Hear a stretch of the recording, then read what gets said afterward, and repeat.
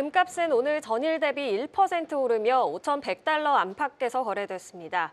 상승폭이 1%에 그쳤던 건 예상보다 높았던 미국 고용지표 발표 때문인데요.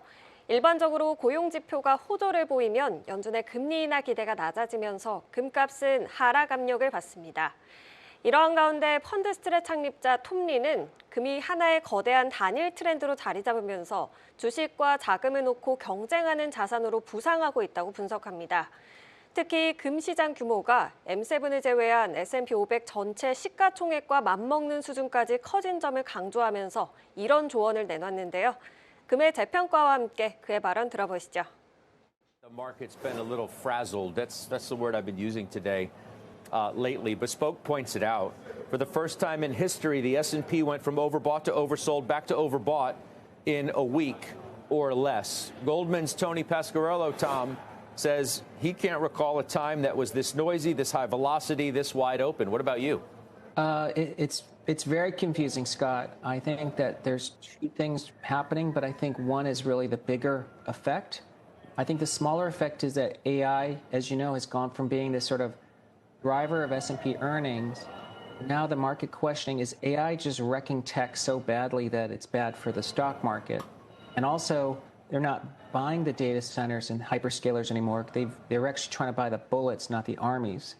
But I think the bigger effect is that gold has become like this singular monolithic trade that's worked. But gold now is a $40 trillion market. X the Mag 7, the S&P's $40 trillion. Gold is now bigger than the stock market. So I think as gold rises, I think investors are wondering, do they really want to use stocks as a store of value if they can just be buying gold? Tom, when someone like David Einhorn comes on today and says, quote, I think this is the most expensive market that we've been in, can you argue with that? I mean, you can say that it's pricey. Others would say, well, it's justified because look at how earnings are beating expectations. How do you parse that out? Well, I mean, on a relative basis, his statement is correct because, as the late Art Cashin said, bull markets don't die of old age. They get murdered by the Fed. So every year, the market does get a little more relatively expensive, even if earnings are good. But this year is pretty unique. Earnings growth is accelerating. The ISM is back above 50 after spending basically 3 years below 50.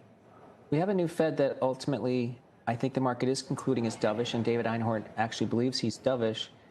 So that's supportive of multiples going up at a time when the stock market has been shown 6 black swans, from all the way from COVID to the tariff disruptions, and still grew earnings. So I think the market's going to have to start to give a higher PE to the equity market, just in the same way that gold's being re-rated at the moment. Gold's PE multiple, price to sales, I think is over 50 times right now. So if gold can re-rate, I think equities can re-rate higher.